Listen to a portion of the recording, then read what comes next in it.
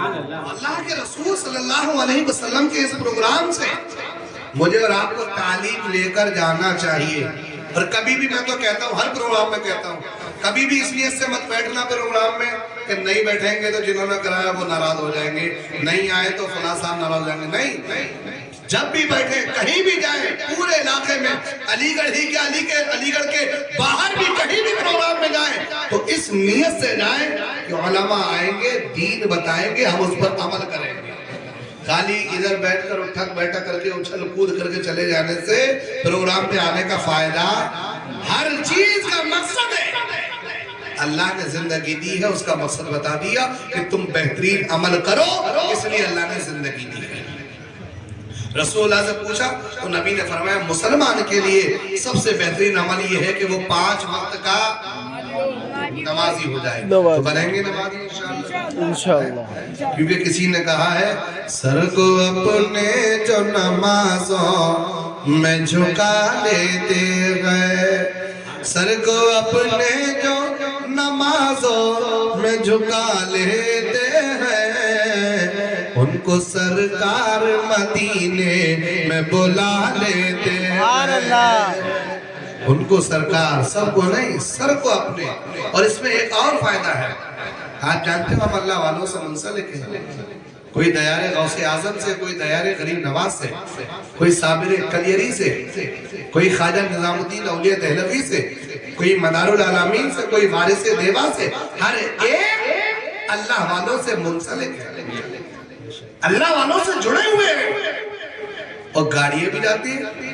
ابھی گئی ہیں علی گڑھ سے, پتہ نہیں کتنی گاڑی گئی ہیں مدار العالمین مکل پور شریف. اجمیر کا سیزن آ رہا ہے تو وہاں جاتی ہے, اور جاتے ہیں, جانا بھی چاہیے. مگر وہاں جانے سے پہلے جا رہے ہو ان آنکھوں سے مشاہدہ کر کے آؤ. میری ماں بہنوں, تم بھی جاتی ہو, ہر ولی کے مدار پر جانا چاہیے, فیض ملتا ہے. مگر جب وہاں پہنچ جاؤ تو ایمانداری سے بتانا کوئی بھی ولی کا مزار ایسا ہے جہاں مسجدیں نہ ہو.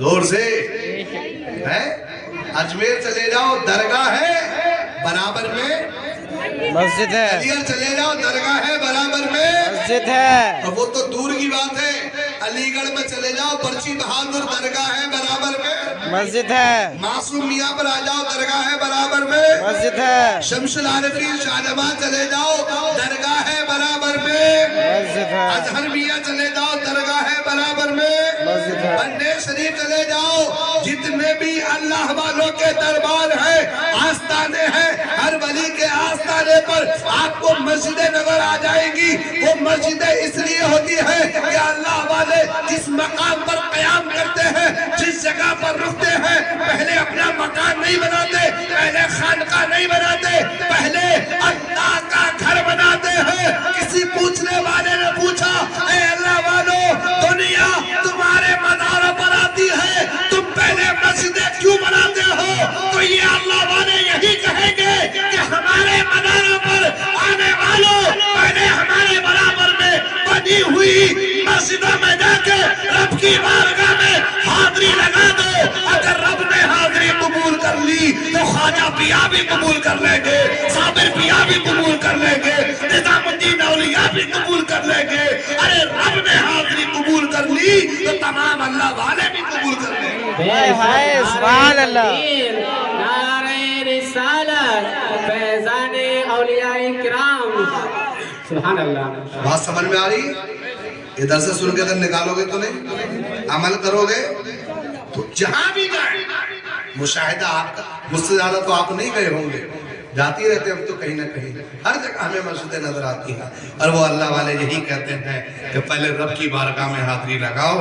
رب نے حاضری قبول کر لی تو جس بھی ولی کے مزار پہ جاؤ گے اللہ بھی حاضری قبول کرے گا, صاحب مزار بھی حاضری قبول کرے گا. سبحان اللہ. تو نبی نے فرمایا مسلمان کے لیے پہلا عمل ہے کہ نمازی بن جائے. اور دوسرا عمل, جب صحابہ نے پوچھا رسول اللہ دوسرا عمل کیا ہے, میرے نبی نے کہا جہاد فی سبیل اللہ. جہاد کے لحاظ سے قاری نواز صاحب نے بتا دیا کہ ہمارے علماء نے کتنی خدمتیں کی ہیں جہاد کے حوالے سے, اس ملک ہندوستان کو آزاد کرانے کے لیے, اس لیے مجھے تو تمہیں اور آپ کو تو بس اتنا ہی پتا ہے کہ فلاں صاحب نے کوشش کی، فلاں صاحب نے، تمہیں تو علماء کا پتہ ہی نہیں ہے کہ علماء نے بھی اس ملک کو آزاد کرانے میں بہت بڑا رول ادا کیا ہے۔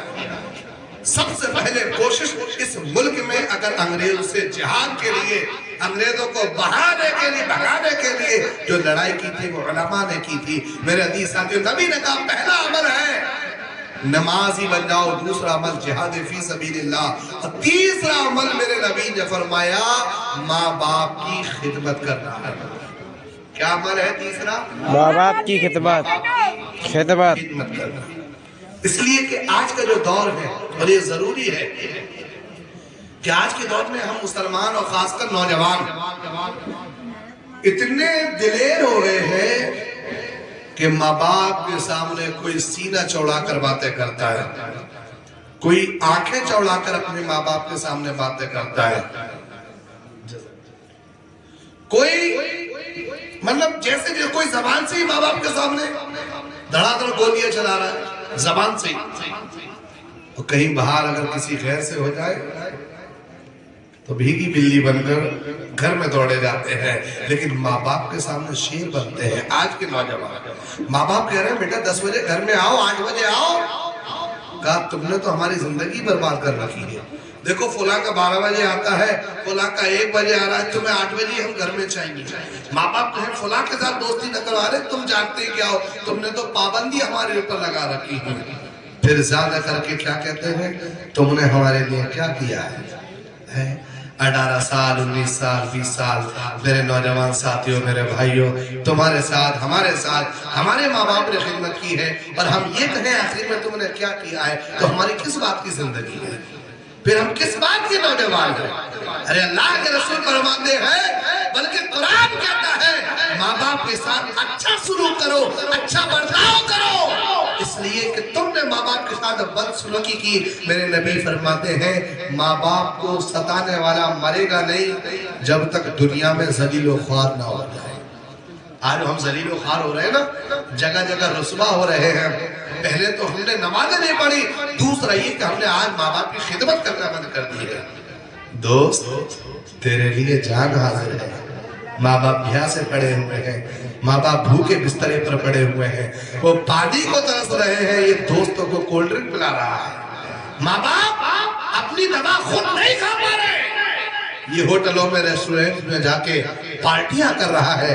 میرے بھائیوں میں منع نہیں کرتا، دوستی کرنی ہے کرو، مگر کوئی فائدے کے نہیں ہے۔ قرآن کہتا ہے الاخلاء یومئذ بعضهم لبعض، قیامت کا دن بعض دوستوں کے دشمن بن جائیں گے۔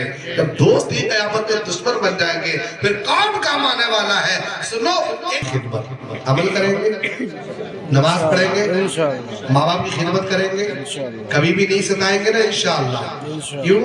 کیونکہ اے مسلمانوں خود کو سنبھالو، زندگی کا بھروسہ نہیں ہے۔